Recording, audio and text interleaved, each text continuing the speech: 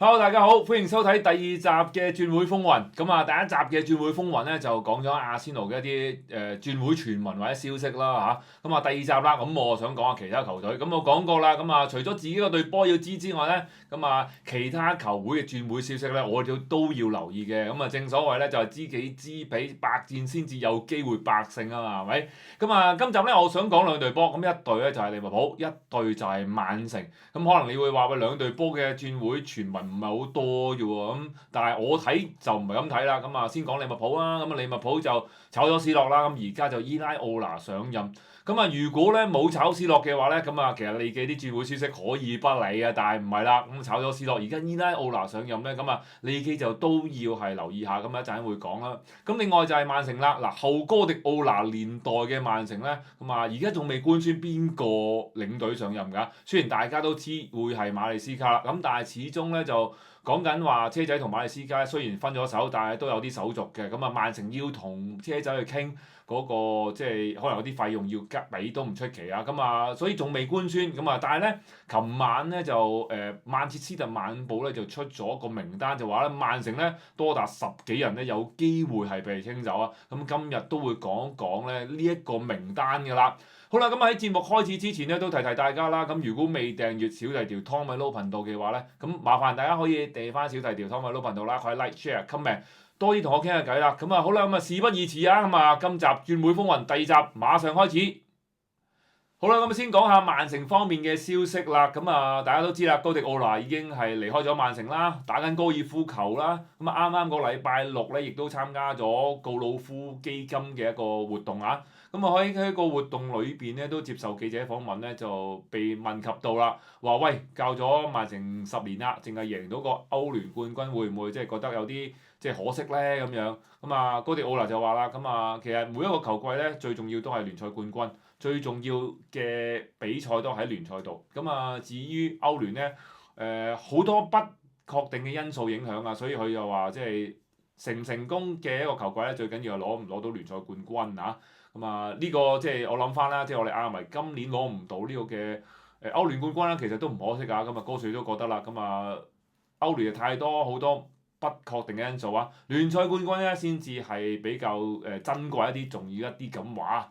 咁啊，好啦，咁啊講完呢啲花邊嘢，都講翻真係曼城嘅消息啦。咁啊呢篇消息咧，其實係來自曼徹斯特晚報㗎。咁啊呢份報紙其實都要講下，其實都幾架勢堂，或者其實喺英國嘅足球新聞裏邊咧，其實曼徹斯特晚報都有少少份量喺度嘅，因為咧其實好多嘅小道消息咧都係從呢份晚報傳出嚟，因為咧即係曼城嘅跟隊記者咧喺呢份晚報裏邊都有個專欄，咁其實喺季中啦，咁啊曼城接觸馬利斯卡呢一個消息都係喺曼徹斯特晚報先傳出，然後咧就先發酵出翻去嘅啫，咁所以呢份晚報咧就好多嘅曼城啊、曼聯球迷咧都會 mon 住嘅。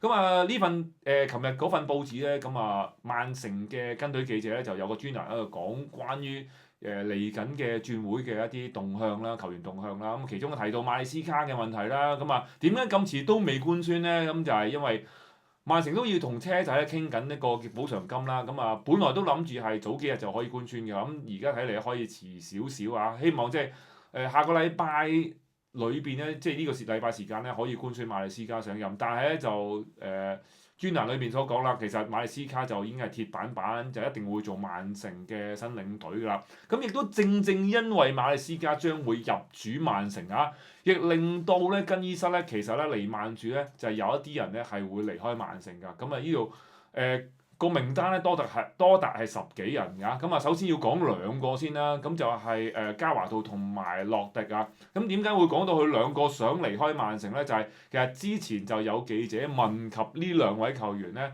即係哥迪奧拿走咗之後咧，你哋兩個會唔會留翻喺曼城啊？咁樣講，咁點不知嗱特別係洛迪啦，就講咧就話咧留唔留翻喺曼城咧就唔講住啦，世界盃之後先講佢自己嘅未來。咁啊，所以咧令到好多曼城球迷都猜測究竟係咪即係哥迪奧拿走咗之後咧，咁呢兩位球員都會離去啦。咁加上史東斯同埋賓拿杜斯華都會離開曼城啦。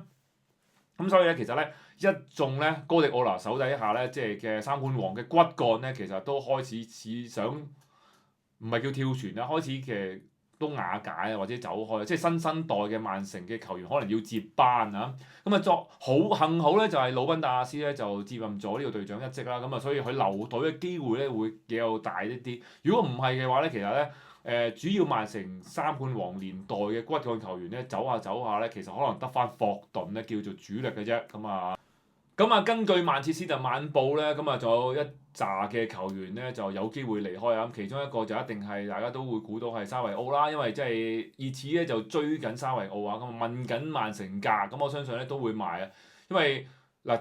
斯文又嚟咗之後咧，沙維奧位置係更加偏後啊！其實之前即係斯文又未嚟都好啦，咁啊其實沙維奧咧喺曼城嘅表現都麻麻地啊！我相信即係曼城嘅管理人都唔介意賣走佢啊！咁啊最緊要嘅價錢合適嘅啫。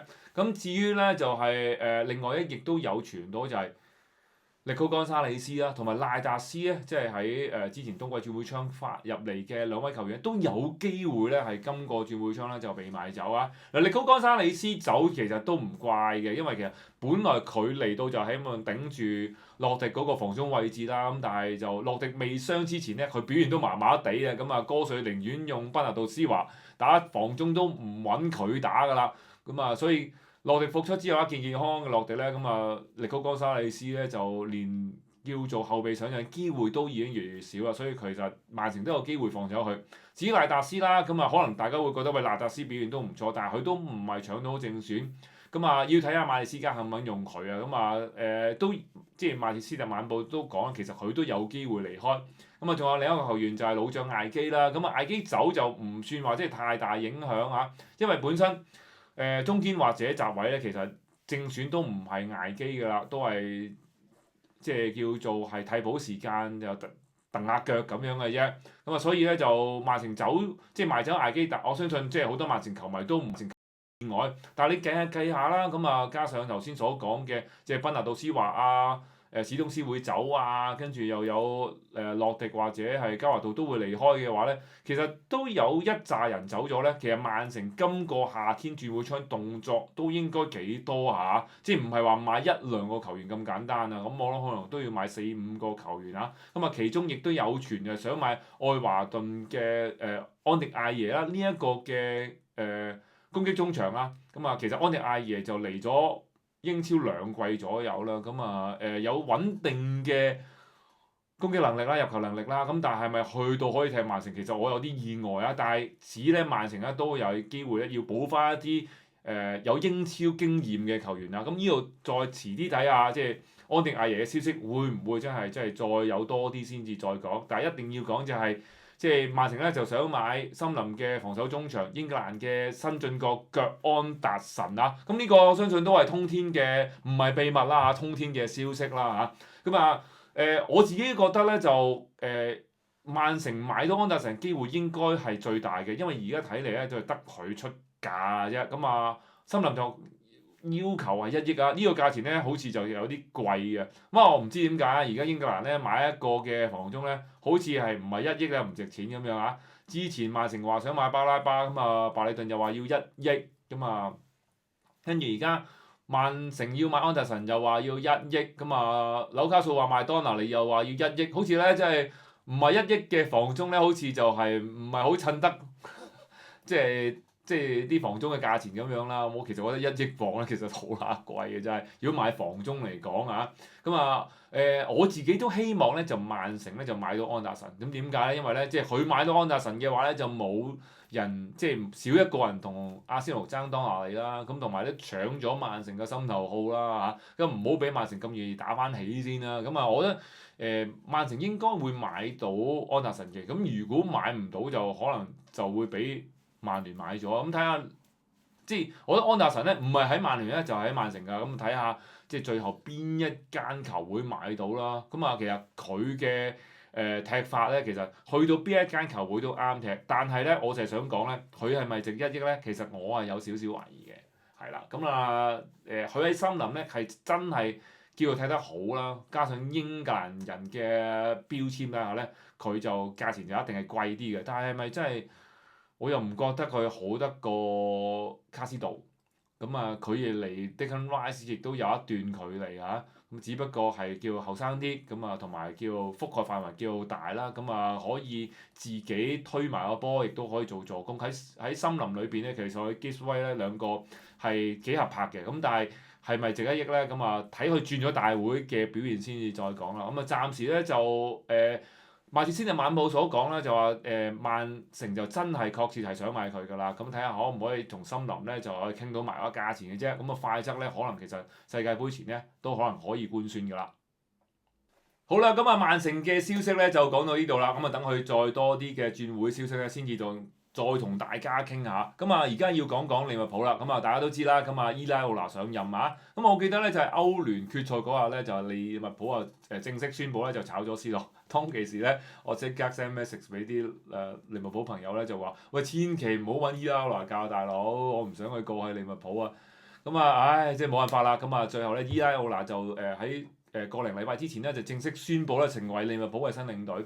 咁啊都簡短咧就講下伊拉奧拿個福利啦。咁啊大家都知啦，佢係不二包嘅名宿啦。咁啊踢開左閘啦。咁啊短暫啊退役前咧就短暫去過踢過美職㗎嚇。咁啊係不二包嘅名宿啦。咁啊佢之後咧就係成執教生涯咧就起步當時咧就喺呢個嘅塞浦路斯嗰間球會啊。咁啊短暫教過一季啦。咁啊當其時咧已經話佢展現咗咧係高位逼搶啦同埋進攻足球嘅理念㗎啦。咁啊之後咧就一季之後咧就去咗執教西班牙乙組嘅球隊啊。咁啊叫米蘭迪斯。咁啊當其時呢個乙組嘅西甲球會咧西乙球會咧。就喺呢個嘅國王杯裏邊咧，就殺入咗四強㗎。咁啊淘汰咗多支嘅西甲嘅球隊，咁啊令到咧就係伊拉奧拿咧就聲名大噪啦叫做。然後就去咗教華力簡奴，亦都第一季咧就幫咗華力簡奴咧升咗上西甲。然後之後嗰兩季咧就護級成功之餘咧，亦都打出咗極富娛樂性嘅足球，亦都打入過咧國王杯四強啊。咁啊，當其時好多人都覺得佢應該係嚟緊下一步教大會㗎啦。咁啊，點不知咧就未跳去教大會，就去咗教般尼茅夫。咁啊，般尼茅夫呢三季成績大家都知啦。咁啊，第一季般尼茅夫咧就第12名啦，護級成功之餘咧就打到第12名啦。之後第二季啦，成績再好啲啦，第9名。之後就係啱之後啦，咁啊攞咗第6名，亦都幫般尼茅夫咧就。踢到首次攞到歐洲賽資格添啊！咁啊季尾仲係17場不敗。咁啊所以令到即係大家對伊拉奧拿嗰個嘅期待咧就會更加高啊！我相信你迷都應該幾中意佢嗰個踢法啦。嗱，因為根據啱啱英超嘅統計啦，其實咧般尼茅夫咧喺上一季咧喺進攻三區裏邊咧搶得球權之後咧。完成射門咧，總共高達147次，係所有20隊英超球隊裏邊咧係排第一㗎。咁啊，證明咧伊拉奧拿嗰個高位逼搶咧係做得幾好啊。不過都有球評家就都擔心啊，即係以伊拉奧拿嗰個踢法咧，喂利物浦一週3賽，佢頂唔頂得順㗎咁樣？咁但係其實我自己覺得，即係呢啲擔心都係即係多鬼餘啊！即係高普年代都係咁樣㗎啦。即係其實每一隊波都係咁樣，即係。有一週3賽嘅，佢個戰術嘅流放自然會調節嘅。咁啊，其實我呢個就唔係真係太擔心嘅。咁啊，我好記得咧，就係喺即係今季咧曾經有一段訪問係關於伊拉奧拿。我記得睇過咧就係喂問過佢嘅戰術核心係乜嘢，佢答咗一個字嘅啫，佢就係 run 就係即係跑啊。佢話要求球員咧不斷咁跑動。嗱，我相信利物浦球迷係幾希望咧，即係呢一種嘅。高普年代嘅 rock and roll 啦嚇，嗰種即係跑狗戰術啦，就翻嚟嘅。雖然咧前一季史諾波啊有人講啊，即係我講嘅養生踢法啦，即係幫利記攞到個冠軍啦。但係啱啱嗰季大家都嫌佢沉悶啦嚇，咁啊我相信利物浦球迷係幾希望咧，就可以翻去嗰種即係球員不斷去奔跑做咗高壓逼搶呢一種踢法，同埋我都覺得係啱利物浦個風格嘅。咁啊睇下伊拉奧拿可唔可以即係連結翻球隊同埋球迷嗰種嘅關係咧？因為啱啱嗰季咧，我知道即係好多利物浦球迷對球隊不滿啦，亦都即係喺主場裏邊係噓自己嘅球隊啦。咁睇下呢一個都係史諾唔係，sorry 係伊拉奧拿嚟到接任時候咧，其中一個要處理到嘅問題啊。咁啊，另一樣其實坊間亦都好多人會擔心，其實即係伊拉克搞唔搞得掂咧，都有講過佢福力咧就唔係夠靚仔，唔夠靚仔意思咧，即係未為過嘅佢執教球隊咧攞過任何一個嘅重要錦標啦，可以咁樣講啦。咁但係我自己覺得其實呢樣嘢都係多鬼餘嘅。即係好多領隊都總係要有第一次㗎嘛，即係譬如雲加之前教名古屋百瓊，就算攞個咩國王杯都好啦，咁始終都係日本啦。咁嚟到英超大家都唔知佢係邊個，咁但係佢最後喺阿仙奴成功咗啦。咁阿迪達亦都叫做係新仔啦，咁啊只係做咗助教，嚟到阿仙奴都第一季都攞咗個足總杯，係咪先？咁之後做跌跌蕩蕩重建底下啦，最後6年之後攞到個聯賽冠軍啦，咁我自己就唔係好覺得要睇之前呢個領隊係攞咗幾多個冠軍。如果係咁樣講嘅話，你就請摩連奴啦，係咪先？咁所以我覺得呢一個又真係太過唔需要太過擔心啊。但係不過我覺得呢一個嗱嚟到利物浦咧，其實佢係都有幾多難題要解決就真嘅。咁啊頭先講咗就係除咗要連結翻球隊同埋球迷嗰個嘅關係之外咧，修補啦，我覺得叫做啊。咁其實另一個我覺得難題就係佢呢個時間點嚟咧，係令佢因為而家係世界盃啦，咁大家知利物浦都有唔少國腳啦。咁啊，佢接任咗之後咧，佢備戰嘅時間就一定係冇傳統嘅正常球季咁多啦。咁啊球員踢完世界盃再翻嚟嘅時候咧，佢備戰時間短，就唔能夠太多時間將佢個戰術理念咧係好好地咁樣去傳遞到俾即係利物浦嘅球員啦。咁我睇咗佢段訪問都講，即係話嚟緊佢都會多啲考察利物浦嘅年青球員，睇下有咩球員可以提拔上一隊啦。咁呢個都係冇辦法之中嘅辦法。咁但係一定係對佢開季咧，佢將佢自己嗰個戰術踢法嗰個理念咧傳遞去俾球員咧，係會係好影響嘅。咁呢個我覺得佢要克服啦。咁另一樣嘢就係利物浦都走咗好多叫做資深嘅球員啦嚇。咁啊沙拿走咗啦，咁啊羅伯臣亦都即係免費去咗熱刺啦。咁啊江拿迪亦都去咗皇馬啦。咁啊而家可能留翻到叫做比較資深呢啲球員，就可能係雲迪克啦，或者同埋就係艾利遜啦嚇。咁啊再其次啲可能就已經係麥卡利士打。蘇布斯禮咁叫做冇咗一啲老大哥喺度咧，咁啊更衣室可能有少少要有啲老大哥喺度會好啲啦。咁啊好就好在就冇咩幫派，但係其實唔好就係少咗啲有經驗嘅球員喺度。咁啊對，再加上領隊都係新啊，咁啊呢個可能伊拉克都要處理一下。同埋你見到利記嗰個陣容而家今個轉會窗應該都要買入唔少人啊，特別係即係後防嘅球員，即係後防要重建啦。咁啊另外亦都要搞掂伊沙同埋沃斯仔啦。咁呢個都係一個幾大嘅難題嚟㗎。咁我記得早幾日我睇咗伊沙踢瑞典啦，入咗球波啦，嗰球波係一個世界波嚟㗎，後場傳個波俾佢就即刻窩里射入咗啊！嗰個世界波，你見到伊沙係有狀態啦，係有卡士啦，但係喺利物浦佢踢唔出呢一種嘅踢法。咁啊呢度伊奧拿要點樣處理？點樣可以即係執得掂伊沙克啦？就係沃斯啦，咁啊沃斯亦都可能有啲利記球迷可能都護短啦，覺得佢第一季嚟到啦，覺得佢合格啦。其實喺我眼中，沃斯係冇合格過㗎。我對佢嘅要求可能好啲，或者我對佢嘅期望係好啲啦。覺得即係呢一個球員唔應該踢成咁啦。咁啊即係始終你唔可以係得話一兩場嘅波係踢得好，你始終要成季裏邊你持續最尾季尾嗰7場8場9場你適應咗，你有一段長時間保持到一個水準嘅，先至叫做適應到英超。但係我覺得佢仲未啦。咁呢個要睇依家我嗱點樣去搞掂呢兩個利物浦未來重心嘅人物啦。咁其次就係利物浦個轉會窗繁忙啦。咁啊而家就未傳佢買邊個球員啦。咁但係咧就都幾多球員走啦。咁啊江拿迪飛走咗啦。去咗皇馬啦，咁頭先講咗啦，咁啊羅伯臣亦都去咗熱刺啊，咁啊兩個老將算啦嚇，咁但係加保亦都有傳咧，就係馬體會同埋熱刺有興趣啦，咁啊亦都利物浦有傳就話想用佢籌碼就要紅牛嘅奧迪文特啦，咁啊另外亦都有傳基艾莎都會考慮會唔會嚟到咧，等緊伊拉奧拿見咗面先啦，咁另一個就係宗師啦，咁宗師就有傳咧就想過去國米喎。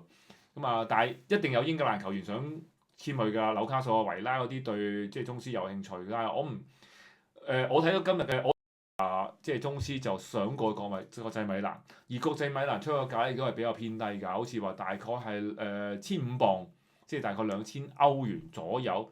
咁利記就希望可以去到2000磅啦，即係接近3000萬歐元先至賣走即係宗師，因為宗師就得翻1年約嘅啫，我睇報道所講，所以個主動權其實唔算話喺利物浦度，反而就喺國際米蘭同埋宗師度。咁我相信即係一間大球會，佢唔想再有一個球員咧來季又免費走嘅，因為又走咗江拿迪啦，咁上季亦都走咗阿諾啦，咁阿諾叫做最後因為皇馬打世冠盃，所以先至即係輕輕早走咗少少，俾翻150000啫，估埋連呢150000都冇。咁睇下宗師會唔會係低價走啦嚇？咁如果走咗咁多個球員嘅話咧，其實利物浦今個轉會窗個動作都幾大。再加上真係世界盃年咧，其實對佢哋個運作咧係有啲阻滯嘅，我覺得。新領隊啦、新球員啦、加世界盃啦，佢哋新球員嚟到同舊球員嘅一齊訓練嘅時間又唔多啦，新嘅領隊點樣傳送佢嘅戰術理念嘅時間亦都唔多啦。咁我覺得利記未開季轉會之前咧，暫時睇咧，佢季初咧都會有一段嘅適應期，即係包括就係伊拉奧拿嘅適應期啦，佢哋嘅戰術啦、新球員各樣嘢啦。都期待啦。利物浦嚟緊嘅轉會消息啦，咁我自己都會 mon 住啦。但係我覺得起碼領隊揾咗伊拉奧拿咧，已經係即係夏天咧一開季轉會窗之前咧，俾利物浦球迷一個最大嘅禮物嚟㗎。好啦，一口氣啦，講咗即係曼城嘅消息啦，同埋利物浦消息。今集嘅節目咧就去到呢度啦。